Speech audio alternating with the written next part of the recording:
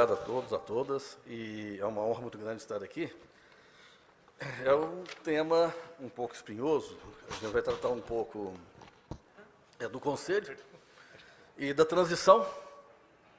Como que vão ficar que, veja bem, a reforma tributária ela não é para ser implementada de uma só vez, once for all, como dizem os americanos.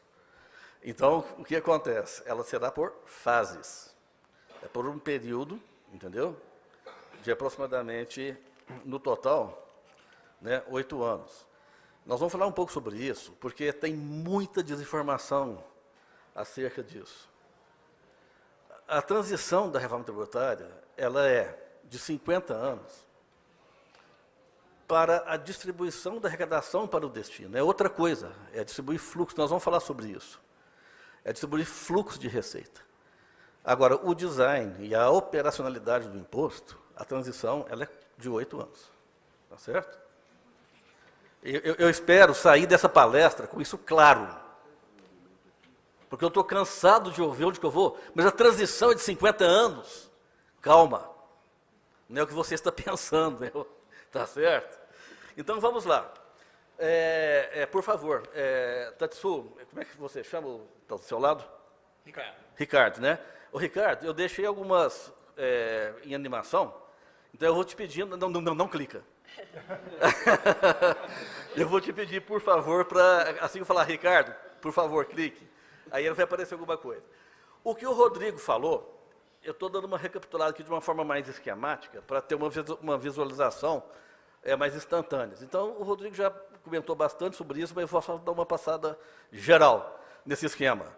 E eu vou pedir licença para eu poder ficar aqui na frente do tablet, da imagem, né? Eu vou lá para frente, vocês me dão licença, viu, gente? Eu peço licença à mesa, viu, deputado? Eu peço licença à mesa.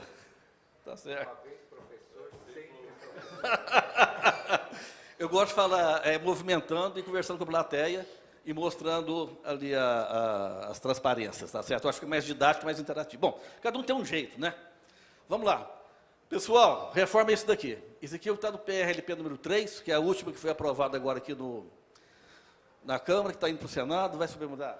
Nós temos aí quantas colunas? 1, 2, 3, 4 colunas, tá certo? Primeira coluna, quais são os tributos que estão sendo alterados e aglutinados? O Rodrigo já falou, tá certo? Quais são os novos tributos que estão sendo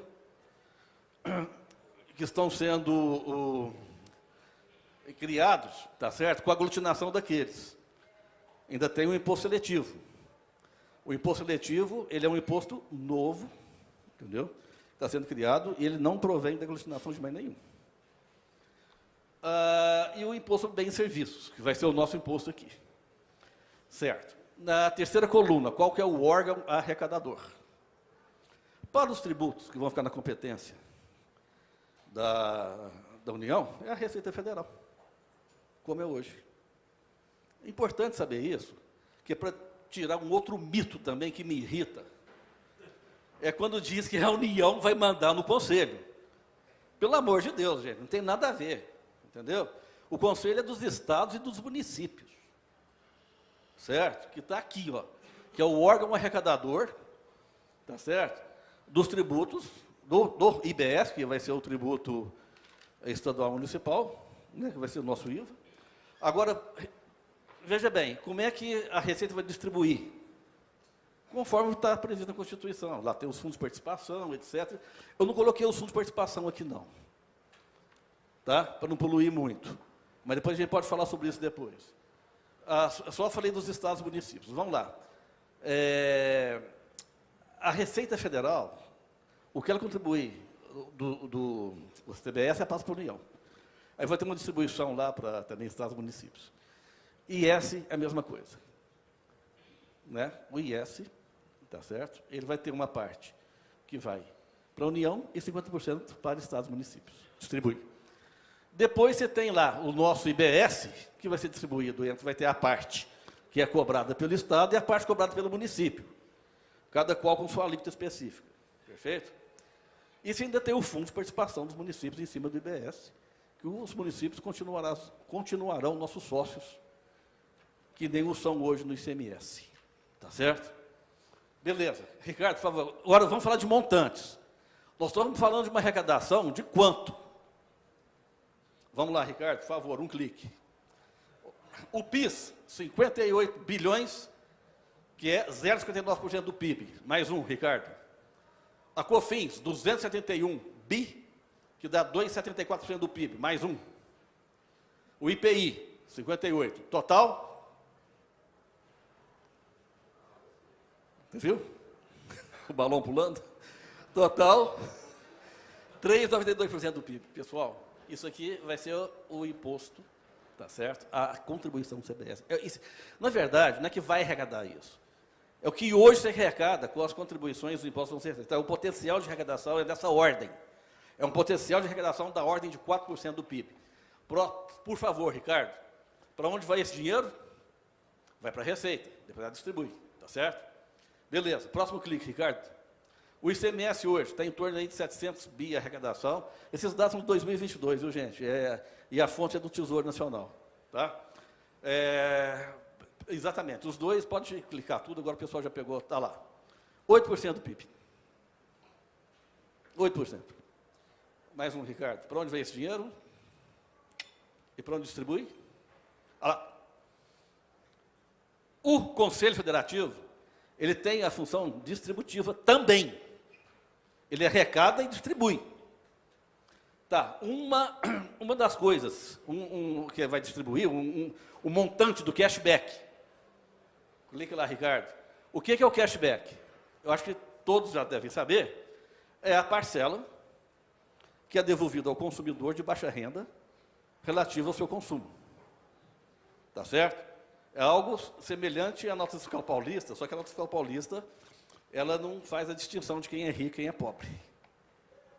Certo? Então, o cashback já funciona no Rio Grande do Sul, já tem um sistema desse de distribuição, certo? De devolver o dinheiro para a população de baixa renda, o imposto que ela paga nas suas despesas, tem um limite, entendeu?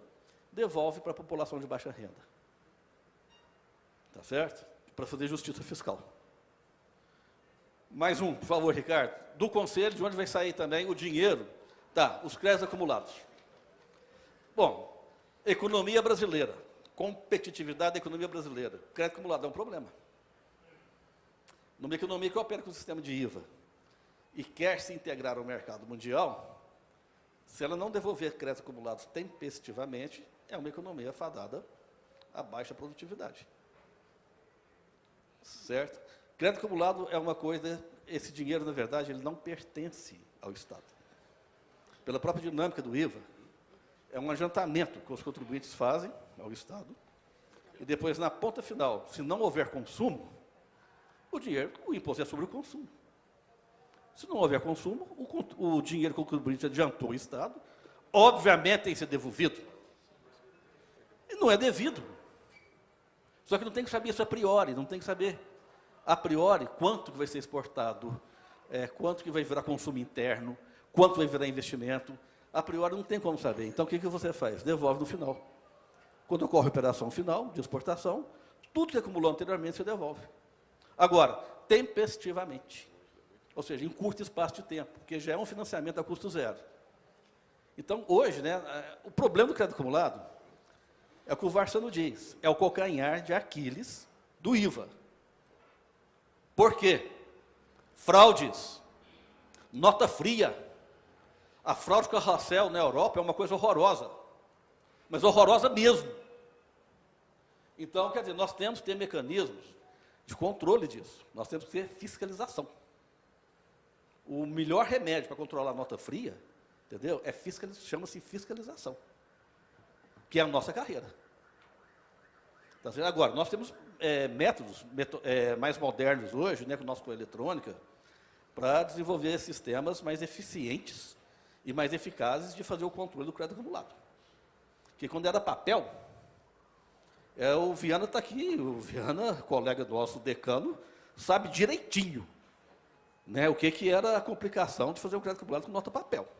Se auditar uma empresa, entendeu? E as fraudes, Viana? Agora, O Rodrigo Frota falou uma coisa interessantíssima. Antigamente o problema era, você tinha mercadoria em circulação sem nota fiscal. Você tinha mais mercadoria em circulação do que nota fiscal. Hoje é o contrário. Hoje, com a massificação da nossa escola eletrônica, o Rodrigo Frota, com a massificação da nossa escola eletrônica, você tem mais nota fiscal em circulação do que mercadoria. Tá certo? Vamos lá. Então, os créditos acumulados, ele vai vindo com o conselho. E os demais fundos, tá certo? Depois, os fundos, nós vamos falar um pouco sobre os fundos. Inclusive, um clique, por favor, Ricardo. Inclusive, o dinheiro, quer dizer, o recurso para financiar a própria manutenção e estrutura do Conselho Federativo, também vai vir dos recursos. E essa também é uma conquista, eu vou falar sobre isso depois também, da Febrafit. Nós atuamos, Rodrigo Espada, na atuação e liderança dele nisso daí, para a autonomia do Conselho. Chicarone. Aqui. Deixa eu pegar, está escrito aqui. Vai fazer parte do Conselho, o quadro é exclusivo dos servidores. O Rodrigo Chicarone está na PEC. Graças à atuação nossa. E que se mantenha. E que se mantenha, né? Eu vou ler o dispositivo que fala disso aí, peraí. Eu vou ler.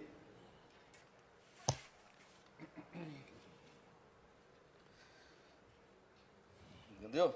Porque isso é muito importante, o Chicarone, o Rodrigo Frota já falou também, porque a administração pública, o órgão público se faz com servidores bem qualificados, técnicos, que somos nós. É para puxar sardinha? É! Nós somos muito bem qualificados, gente. Modéstia à parte. Pega o nosso quadro funcional, as nossas formações. Nós somos formados nas melhores universidades. Nós temos obrigação de retornar ao Estado o que há de melhor em nós. Certo? Quer dizer, então, Conselho Federativo, eu vou ler aqui, inciso 4º. Certo? 56B, inciso 4º. Artigo 56B, inciso 6º. As competências exclusivas das carreiras da administração tributária e das procuradorias dos estados, do Distrito Federal e dos municípios são exercidas no Conselho Federativo por servidores das referidas carreiras. Parabéns, Espada. E que permaneça. Não é verdade? Beleza. Bom, vamos lá. Próximo slide. E tem a LOAT também, hein? Atuação nossa Febrafit, tem a LOAT, a autonomia do Conselho Federativo, tudo isso conquista nossa. Vamos lá. Bom, pessoal, agora, como é que vai ficar a transição? Isso aí. Complicado. Nós vamos conviver bastante tempo com 2 sistemas, que é o sistema velho e o sistema novo. E a transição vai ser paulatina, tá certo? Então, nós temos 2 tipos de transição. Nós temos a transição do imposto em si e temos a transição federativa. Vamos falar primeiro da transição do imposto em si. Ah lá. Se for aprovado agora, nesse ano, em 2024 e 2032, o que vai acontecer? Nada. A não ser testes. Aí é a hora que nós temos a administração tributária. É a hora que nós temos, né, de nos organizar, a administração tributária. É a hora que nós temos esses 2 anos para nos organizar para enfrentar um novo sistema. Aí, ENCAT, eu acho que já está trabalhando já lá com a API. ENCAT, já está todo mundo trabalhando já, né? Com Cefaz, já está trabalhando lá. São 2 anos de teste. Depois, em 2026, as alíquotas serão de 0,1% para o IBS e 0,9% para a CBS. O pagamento de ambos poderá ser deduzido da contribuição PIS/COFINS. Isso aqui também é como se fosse um período de teste para ver o potencial de arrecadação de cada um. E nós já começar a testar a operação do novo sistema que vai arrecadar esses impostos. Uma novidade aqui, o Henrique Shigemi talvez possa nos ajudar, não sei se, ou o Viana, ou talvez o Vitor, estou falando dos mais velhos, mais experientes, inclusive eu nunca vi compensação de imposto estadual com federal, você já viu? Alguém que já viu? A novidade está aí. Tá? O que você pagar de IBS, você pode compensar contra o PIS e COFINS, que é um imposto estadual, e o PIS e COFINS é uma contribuição. Rodrigo, você já viu? Rodrigo é experiente pra caramba. Nunca vi. Pois é. Vamos lá. 2027, aí entra em vigor a CBS e extingue-se as contribuições PIS e COFINS. De cara! 2027, de cara. E por quê? Porque as contribuições elas já estão previstas na Constituição. Elas dependem apenas de lei ordinária da União. Certo? Então, você já pode instituir ela de cara, em 2027. 2021, em 2027 ainda vai acontecer. A alíquota do IPI ela vai ficar reduzida a zero, exceto para a Zona Franca de Manaus. Por que exceto para a Zona Franca de Manaus? Para não, aquilo ali é um quebra-cabeça complicado. Você mexer naquele negócio lá, mas já tem uns estudos, umas propostas para manter os benefícios da Zona Franca de Manaus, já estudados e já propostos. Nós não vamos falar sobre isso hoje, porque isso é motivo de uma outra palestra, tá certo? Beleza. 2027, 2028, o IBS continua sendo cobrado de 0,1%, cujo valor poderá ser reduzido a CBS, do mesmo jeito que estava antes. Agora, 2029 em diante, aí começa a entrar em vigor de verdade o nosso IBS aqui, ó, que nós vamos fiscalizar. Né? Não aposentem. Não aposentem. Olha, o que vai acontecer nesse período aqui? Nós temos 2029, 2030, 31 e 32. Em 4 anos. No primeiro ano, nós vamos ter o sistema vai operar da seguinte forma. O ICMS ele vai ser reduzido em 9 décimos. E depois, o que se perde de arrecadação para os estados, certo? A alíquota do IBS terá que ser a suficiente para repor essa perda de arrecadação. Quem vai calcular essa alíquota? O Senado, ele vai editar a alíquota de referência, tá certo? Com base nos cálculos que ele vai fazer lá, e para o Senado fazer esses cálculos vai depender também de nós, eu acho, porque onde estão as bases técnicas? Onde estão as bases técnicas, Rafael? Aqui, conosco. Olha a importância da nossa carreira. Beleza? O Senado vai calcular a alíquota de referência, mas cada estado tem autonomia para fixar a sua alíquota, certo? A alíquota de referência é uma referência, como o próprio nome diz. Agora, tem estado que, se ele não fizer isso em tempo hábil, aí passa a ser obrigatória a alíquota de referência do Senado, tá certo? Depois, lá no ano seguinte, cai mais 2 décimos, no ano seguinte cai mais 1 décimo, no outro ano cai mais 1 décimo, aliás, mais 1 décimo, de 1 em 1 décimo, até ficar reduzido em 6 décimos. Bom, aí o que acontece, tá certo?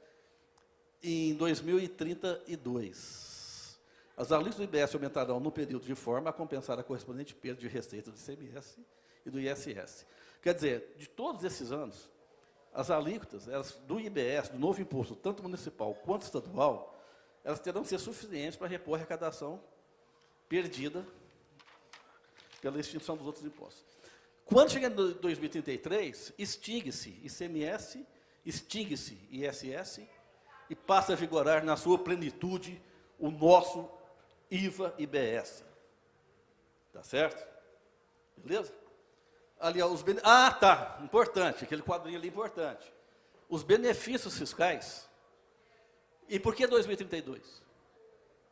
Porque a Lei Complementar 160, que convalidou os benefícios, ela tem um vigor, né? A validade é até 2032.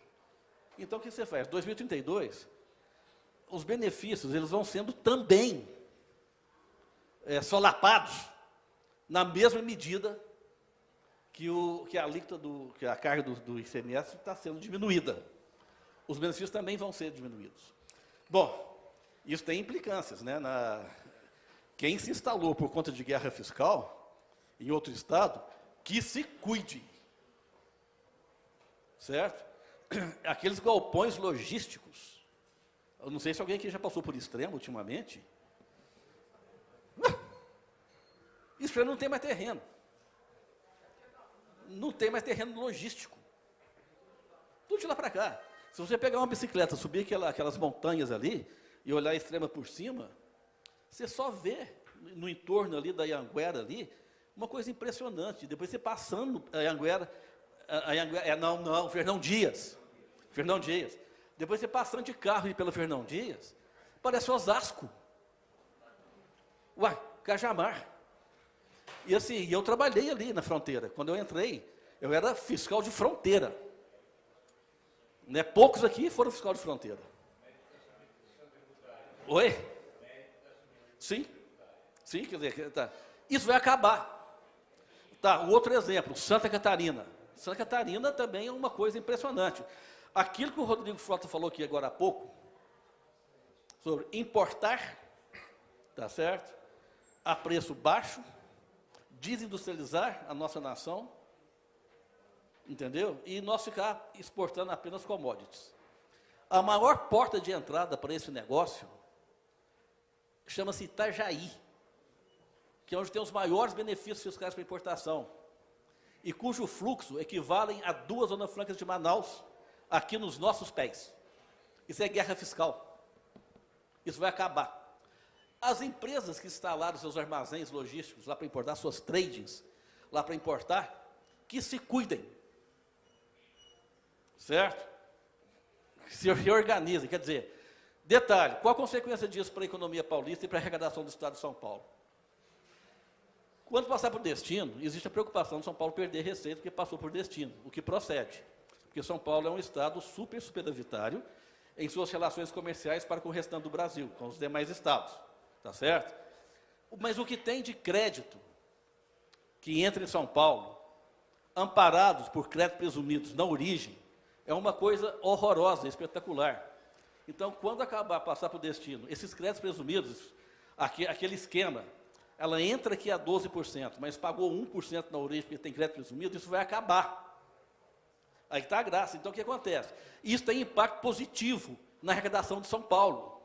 Então, a passagem para o destino interessa ao Estado de São Paulo, porque tem impacto positivo na arrecadação de São Paulo. Toma muito crédito que não devia. Entendeu? Então, esses incentivos vão acabar. Próximo slide, por favor, pessoal.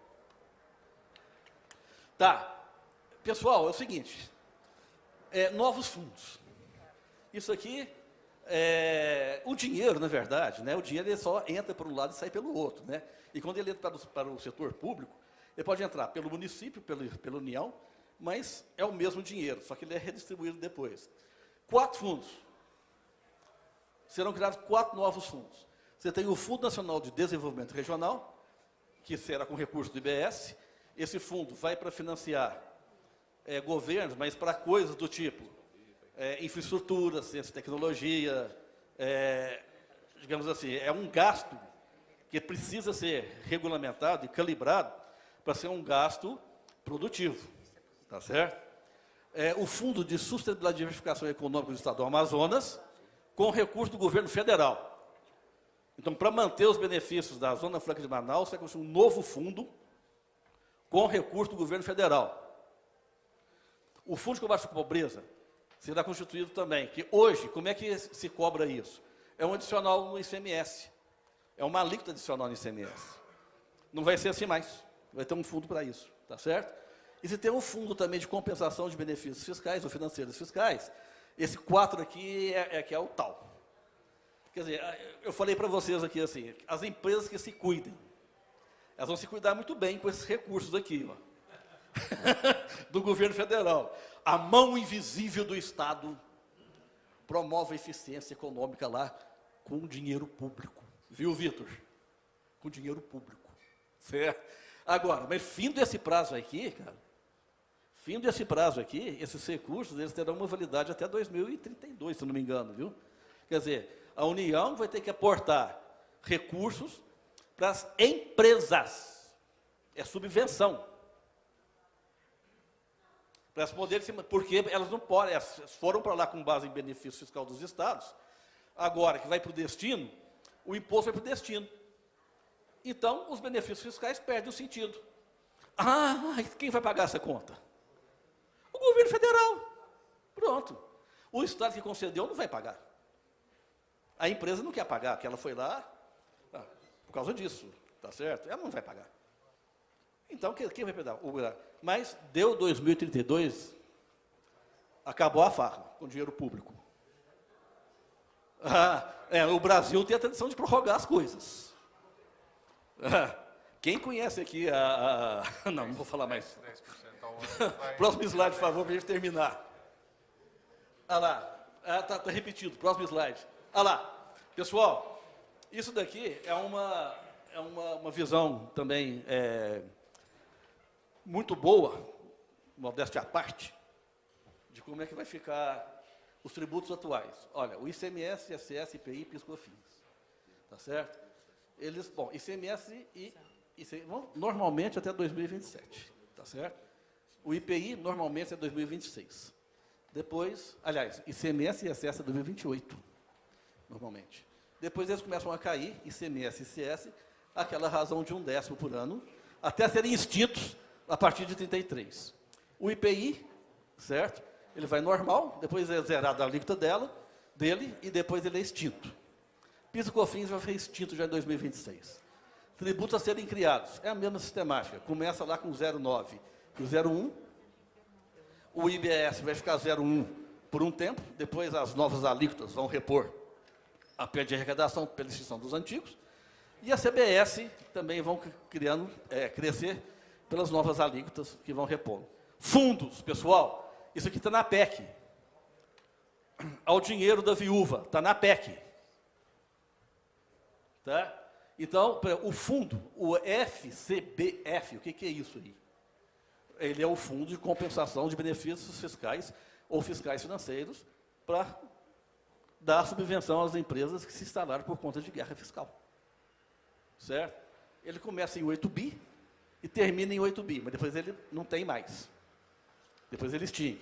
Rafael, se prorrogar, entendeu? Tá certo. Depois você fez o Fundo Nacional de Desenvolvimento Regional, que ele vai começar em 8 bi em 2029, e quando for a partir de 2033, ele vai se estabilizar esse fundo em 32 bi por ano. Obviamente que tudo isso é atualizado pelo IPCA, tá certo? 2033 ele se estabiliza em 32 bi, porque os estados vão ter esse recurso do governo federal para fazer a política de desenvolvimento regional, tá certo? Que, aliás, desenvolvimento regional é atribuição do governo federal. Bom, próximo slide. Tá, pessoal, eu não vou falar muito sobre isso aqui. Volta o anterior, por favor. Pessoal, fixem isso. Essa transição aqui é de 8 anos. Isso é a transição do imposto. Isso aqui não é a transição de 50 anos que se fala por aí aos 4 cantos, sem saber o que é. Certo? Isso é a transição de 4 anos. 8 anos. Próximo. Próximo, por favor. Não, o anterior. 50 anos. Bom, em 50 anos, o que vai acontecer? É uma coisa muito técnica, certo? Que eu vou falar pouco aqui agora para não delongar muito. Hoje, o imposto ele é cobrado meio origem, meio destino. Então, a parte do destino, uma parte do imposto que seria cobrado no destino, hoje fica com a origem, tá certo? Quando terminar, durante a transição de 8 anos, as alíquotas serão calibradas de acordo com a arrecadação corrente, para manter a mesma arrecadação, que incorpora uma parte do que é do destino. A partir de 2029, o que vai acontecer? E isso vai durar 50 anos. Essa parte da arrecadação da origem, essa parte da arrecadação que seria do destino, apropriada pela origem, ela começa a ser redistribuída para o destino em um período de 50 anos. É isso.